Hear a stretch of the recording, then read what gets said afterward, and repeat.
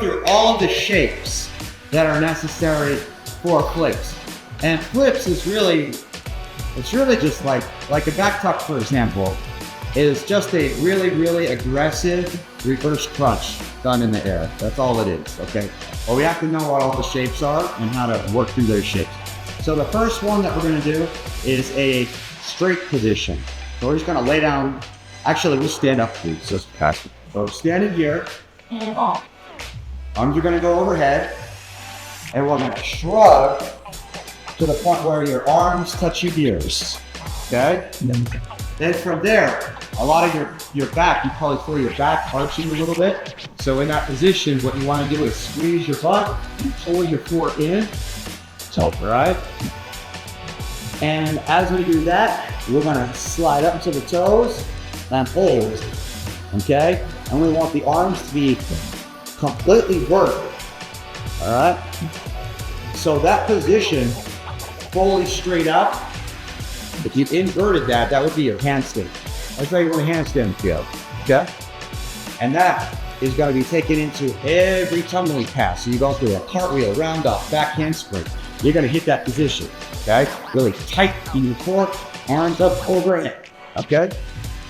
Let's go ahead and lay down on the ground. Do the same thing.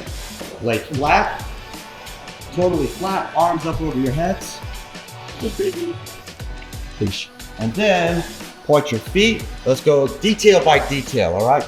Point your feet, your toes, pinch your ankles together, flex your knees to where your thighs are burning.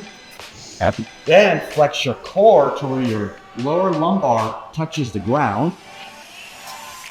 That's gonna lift your feet and your shoulders up. Okay, it should. And depending on the strength of your core, will determine how low you can keep your feet. So you actually want to be able to suck in and make everything straight to where your feet only come up about 2 or 3 inches off the ground. And your hands also should be about 2 or 3 inches off the ground. And that'll show you how tight the shoulders are, all right? So that's your hollow position.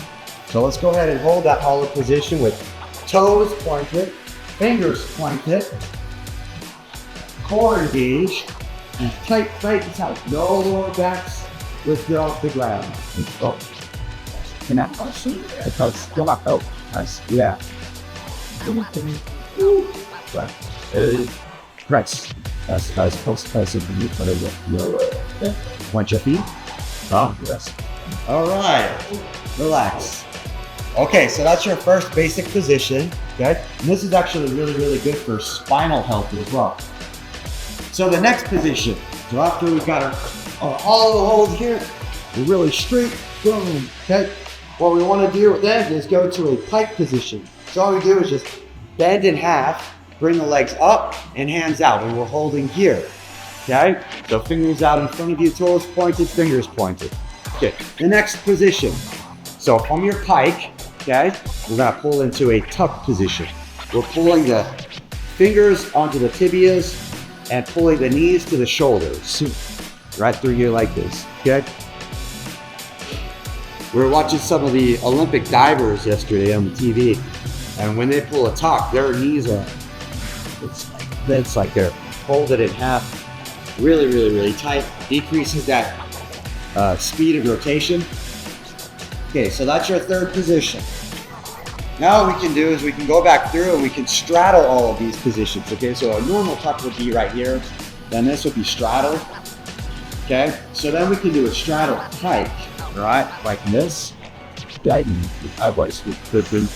And this would be also a stalled or handstand position, okay? You can also go through flips like this position as well, okay? Quitting, all right, and then we can lower down into the hollow position and be in that straddle as well. All right. Both sides used to be. So there's all of your basic body position in the